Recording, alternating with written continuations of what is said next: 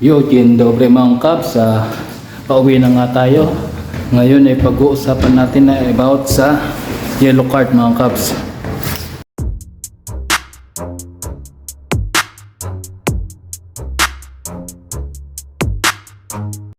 Yun nga, pag-uusapan nga natin ay about nga sa yellow card na yan. So ano nga ba yung yellow card mga Kabs? So ang yellow card nga pong yan mga Kabs is yung po yung ibinibigay once na pa-process na o ma-file nyo na yung inyong TRC. Yan po mga Kabs. So bakit nga ba natin pag-uusapan yung yellow card na yan? At ang magiging topic natin dyan sa yellow card na yan. Ganito po kasi yan mga Kabs. Pag-uusapan nga natin yan kasi nga mga Kabs, meron tayong narinig na bali-balita, meron tayong narinig na sabi-sabi na kahit may yellow card ka na raw o nakaprocess na yung TRC mo is madedeport ka pa rin dito sa Poland. Yun nga po, tama po kayo na pagkakarinig mga Kabs.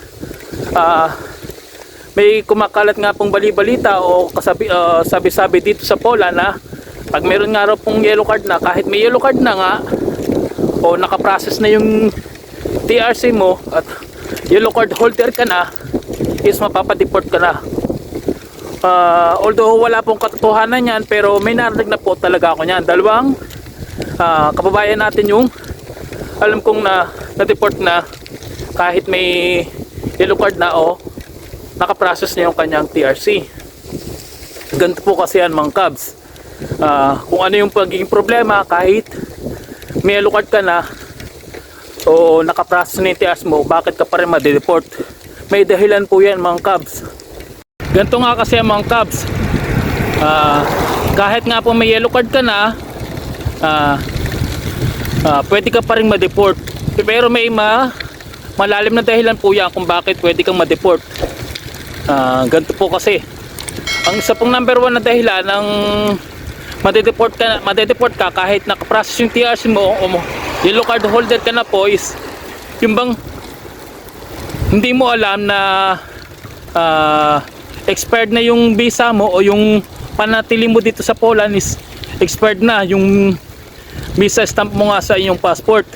Tapos nailatag mo o late ka nang nakapag-process ng iyong TRC. Bali magiging mapaprocess nga po yan, pero pag once na ma-detect po na o ma-investigahan po yan ng immigration office o immigration authority dito sa Poland, katulad nga po ng police, ma-checking kayo. Once na ma-checking kayo, kahit TRC yellow card holder na po kayo, is automatic po kayo na madedeport. Yun po yung number one reason. And ang pangalawa po is yung lumipat nga po kayo ng company, tapos yung company nyo naman is yung panibagong company nyo naman is hindi inayos kagad yung inyong TRC process. So kung baga yung TRC nyo ay nakaprocess pa rin, tapos lumipat kasi ibang company, tapos hindi nyo kagad naayos kasi kailangan nyo i-transfer yung pag-aayos sa kabilang company. So yun din po yung magiging isang dahilan po ng kahit may yellow card ka na po, yellow card holder ka na po, is mapapadeport ka pa rin po kasi nabutan na po kayo ng expiration ng inyong visa or na sinasabi nating staying dito sa legal staying dito sa Poland.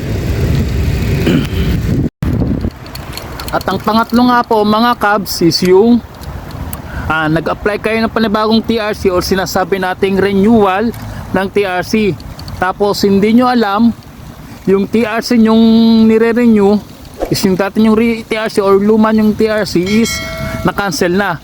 So ang ibig sabihin po nyan, illegal na po yung staying nyo dito sa Poland. Ganun po.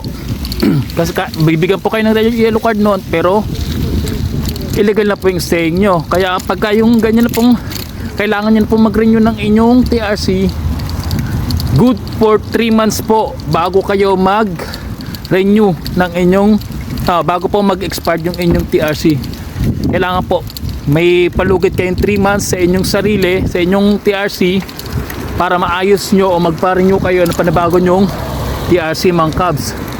Ganun po. Kaya po sa may mga hawak dyan na yellow card na natatakot na nagtatanong sa akin, paano yung kabs? May yellow card ako na baka ma-deport ako kasi yellow card lang yung hawak ko. So natatakot ako na baka ma-checking ako at bigla kong ma-deport. Wag po kayong matatakot. Yan po ang masabi ko sa inyo. Kung ang yellow card nyo naman po, kung ang process po ng TRCs nyo is still legal at yung hindi pa ho kayo naabutan ng expiration ng kanyang visa, legal pa ho kayo. Basta't sa tatlong sinabi ko po, basta't alahalin nyo sa tatlong sinabi ko po na dahilan kung bakit kayo madedeport dito sa Poland.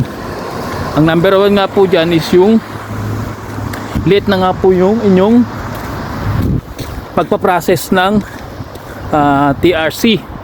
Tapos hindi nyo nalaman na expired na pala yung visa nyo, tapos yellow card kit checking kayo.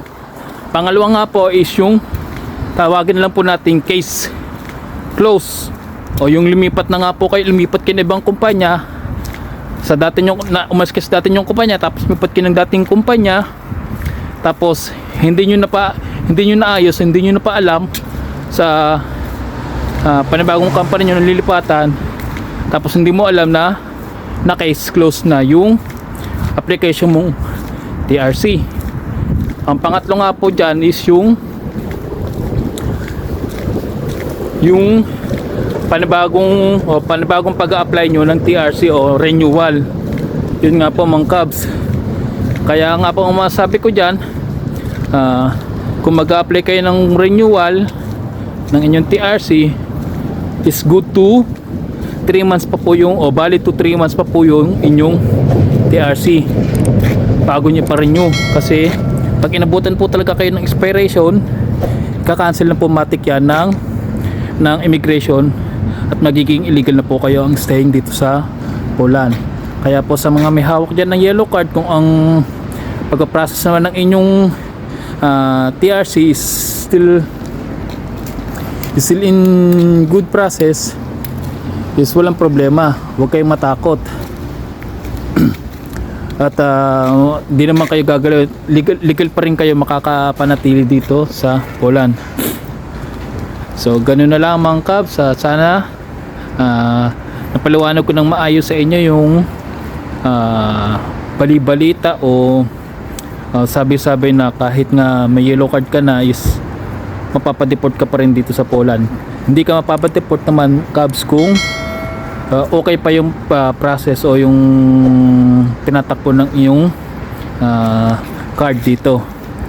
So basta gano'n lang, mga kabs, at huwag kayo magpapaniwala sa mga mali-mali o hindi kagandahang balita na naririnig nyo dito sa Poland. Basta dire-diretso lang kayo, tuloy-tuloy kayo ng pagtatrabaho, at kung okay naman po yung takbo ng inyong TRC, wala kayo dapat katakot. So ganoon lang, mga kabs. Basta kayo ay mag-iingat palagi and keep warm kasi malamig pa rin po dito sa Poland. So sa mga nag-a-apply pa rin po is keep trying pa rin po papunta rito sa Poland, keep trying pa rin po sa pag-a-apply, and good luck po. And wag po sana kayong mawala ng pag-asa kasi mahaba po talaga yung process ng pag-a-apply po dito, and tiwala lang po sa process ng pag-a-apply nyo, and samahan nyo na ng dasal para makapunta po kayo dito. Yun lang po, mga kabs. Salamat po, and pakisuportahan po ulit ako sa ating YouTube channel, and paki-like and subscribe na rin po ako, and paki-share na rin po ang ating video para mas marami nakakapanood ng ating advisable video na ating mga kabayan. Then paki-follow na rin po ako sa aking Facebook page na Pinoy Family in Poland po. Hindi po. Ingat. Yun lang po, mga kabs. Salamat po, and ingat kayo, and God bless.